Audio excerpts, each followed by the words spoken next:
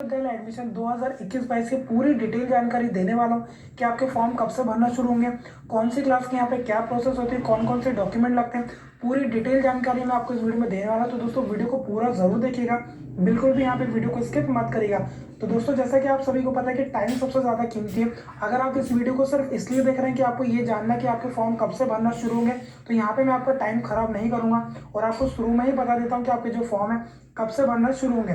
तो बात करें क्लास 1 की, तो दोस्तों जो क्लास 1 के फॉर्म भरना है वो आपके ऑनलाइन मार्च के पहले वीक में यहाँ पे स्टार्ट हो जाएंगे। और बात करें क्लास 2 से लेकर क्लास 12 तक के जो एडमिशन होते हैं वो आपके अप्रैल और मई में यहाँ पे स्टार्ट हो जाएंगे।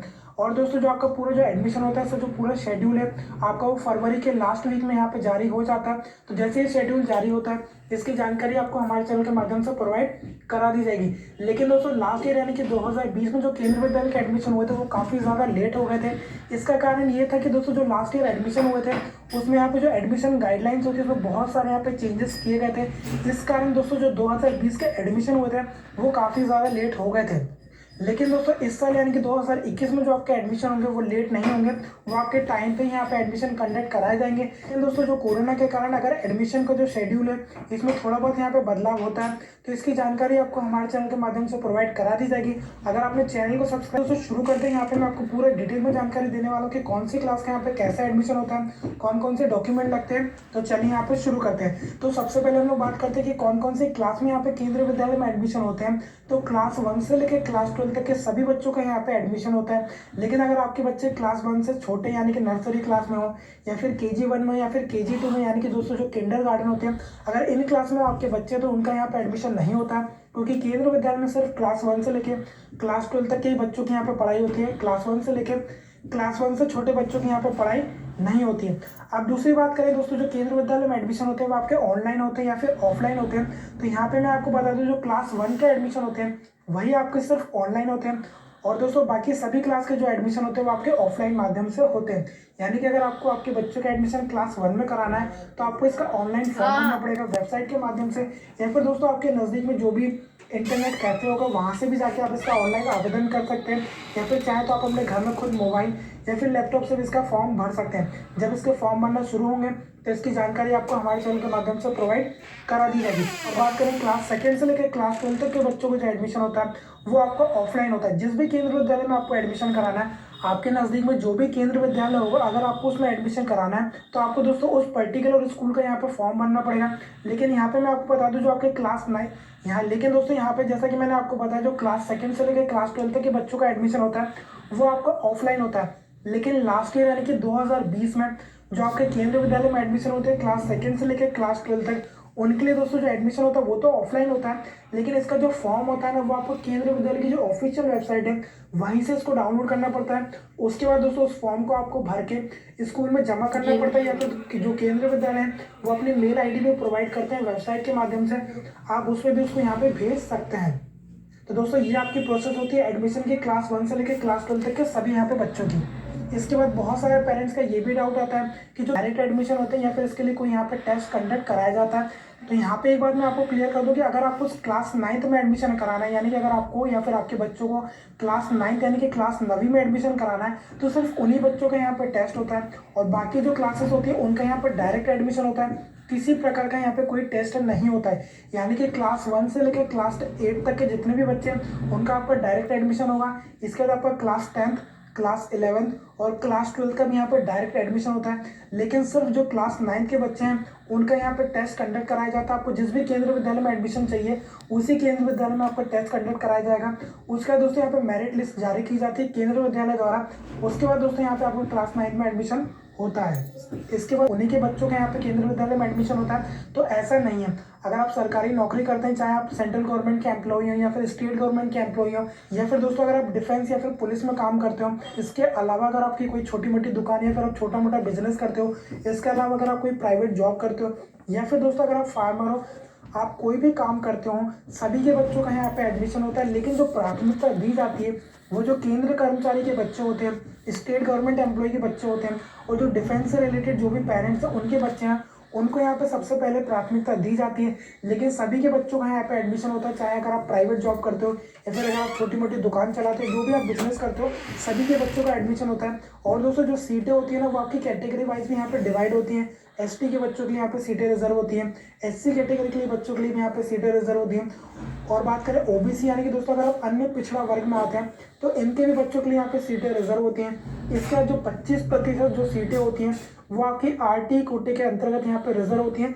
यानी कि दोस्तों सभी बच्चों का एडमिशन होता है। आपको ऐसा नहीं सोचना है कि अगर आप गवर्नमेंट एम्प्लॉई हैं तो ही आपके काम कर रहे हैं, या फिर अगर आपको कोई छोटा मोटा बिजनेस है तो आपके बच्चों का यहाँ पे एडमिशन होगा, नहीं होगा, ऐसा आपको बिल्कुल नहीं सोचना है। सभी का यहाँ पे एडमिशन होता है। अगर बात करें हम लोग जो एडमिशन की फीस होती है वो कितनी होती है, तो यहाँ पे मैं आपको बता दूं, जो आपका क्लास 1 का ऑनलाइन फॉर्म भरा था इसकी कोई फीस नहीं होती है। आप फ्री में इसका फॉर्म भर सकते हैं। लेकिन अगर आपको खुद फॉर्म भरने में किसी प्रकार की यहाँ पे कोई प्रॉब्लम होती है तो आपके नज़दीक में जो भी साइबर कैफे होगा या फिर जो भी कंप्यूटर की दुकान होगी वहाँ से जाके आप इसका आवेदन कर सकते हैं। और दोस्तों जो कंप्यूटर वाले हैं ज़्यादातर इसकी 50 से लेकर 100 रुपये के आसपास वो लोग चार्ज करते हैं, तो इतने में आपका यहाँ पे फॉर्म भर जाता है। इसका दोस्तों बात करें आपके डॉक्यूमेंट कौन कौन से लगते हैं, तो सबसे पहले दोस्तों यहाँ पे मैं आपको क्लास 1 के बच्चों को बताना कि कौन कौन से आपके डॉक्यूमेंट लगते हैं। तो दोस्तों जब आप ऑनलाइन फॉर्म भरेंगे तो यहाँ पे आपके सिर्फ 2 डॉक्यूमेंट लगेंगे। एक तो आपके बच्चे की यहाँ पे फोटो लगती है और दूसरा आपका लगता है बच्चे का यहाँ पे जन्म प्रमाण पत्र। जब आप केंद्रीय विद्यालय में क्लास 1 के बच्चों का ऑनलाइन फॉर्म भरते हैं तो आपके सिर्फ यही 2 डॉक्यूमेंट लगते हैं, यही 2 डॉक्यूमेंट आपके स्कैन होते हैं। इसके अलावा दोस्तों अगर आपके बच्चों का यहाँ पे नाम आ जाता है, लिस्ट में नाम आ जाता है, तो उस समय आपको कौन कौन से डॉक्यूमेंट लगते हैं वो यहाँ पे मैं आपको बता देता हूँ। आपके एक तो बच्चे का यहाँ पे फोटो लगेगा, इसके बाद यहाँ पे आपके बच्चे का जन्म प्रमाण पत्र यानी कि बर्थ सर्टिफिकेट लगेगा।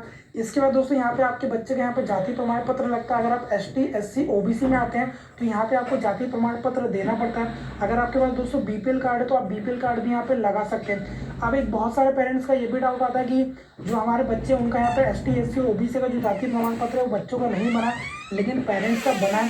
तो दोस्तों ऐसा बिल्कुल हो सकता है। आप यहाँ पे चाहें तो अगर आपके बच्चे का जाति प्रमाण पत्र नहीं है तो बच्चे के जो पेरेंट्स यानी कि जो बच्चे के फादर हैं उनका भी यहाँ पे जाति प्रमाण पत्र लगा सकते हैं। आपको किसी प्रकार की यहाँ पे कोई प्रॉब्लम नहीं होगी। तो दोस्तों मैंने आपको 3 डॉक्यूमेंट बता दिए। एक तो आपका फोटो हो गया, दूसरा आपका जन्म प्रमाण पत्र, तीसरा आपका जाति प्रमाण पत्र, चौथा दोस्तों आपको लगता है आपका एड्रेस प्रूफ।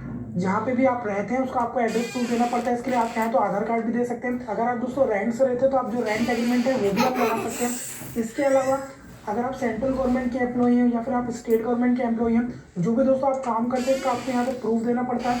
और सबसे मोस्ट इंपॉर्टेंट डॉक्यूमेंट दोस्तों, अगर आप सेंट्रल गवर्नमेंट के एम्प्लॉई हैं फिर आप स्टेट गवर्नमेंट के एम्प्लॉई हैं और पिछले 7 सालों में आपके जितने भी यहाँ पर ट्रांसफर हुए हैं उसका पूरा दोस्तों यहाँ पे आपको सर्टिफिकेट देना पड़ता है, आपको उसका प्रूफ देना पड़ता है।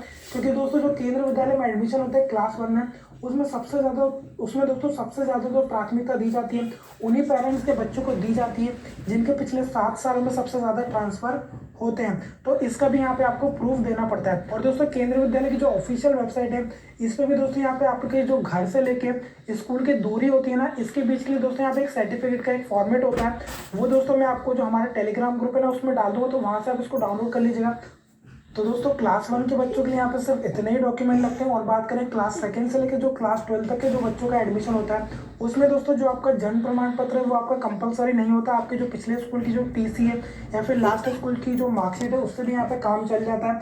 तो वहाँ पे जो आपका जन्म प्रमाण पत्र है वो आपका कंपलसरी नहीं होता है। लेकिन इसके अलावा दोस्तों जो आपका जाति प्रमाण पत्र और जो फोटो है वो आपकी कंपलसरी होती है, वो आपको यहाँ पे सबमिट करनी पड़ती है। इसके बाद दोस्तों बात करें तो क्लास 1 में एडमिशन होते हैं वो आपके कितने सीटों पे होते हैं। तो दोस्तों क्लास 1 में जो एक सेक्शन होता है उसमें आपके 40 बच्चों का यहाँ पे एडमिशन होता है। मान लीजिए दोस्तों जितने भी आपने केंद्रीय विद्यालय के यहाँ पे फॉर्म भरे हैं, आपके नज़दीक में जो भी केंद्रीय विद्यालय होगा उसमें अगर आपके 3 सेक्शन है क्लास 1 में तो 120 बच्चों का एडमिशन होगा। अगर 2 सेक्शन होंगे तो दोस्तों यहाँ पे 80 बच्चों का एडमिशन होगा। इसी तरीके से क्लास 1 में यानी कि पहली क्लास में 4 सेक्शन होंगे तो यहाँ पे 160 बच्चों का एडमिशन होगा। और दोस्तों जो सीटें होती है वो आपकी कैटेगरी वाइज यहाँ पे पूरी डिवाइड होती हैं। यहाँ पे आप देख सकते हैं जो आरटी कोटे के अंतर्गत आती हैं इसमें आपकी 25% यहाँ पे सीटें चीज़ बकरा है वैसे ही बकती। अब मैं आपसे यूट्यूब पर जाऊँगा। ये क्या बना दिया? जय श्री कृष्ण। Very good.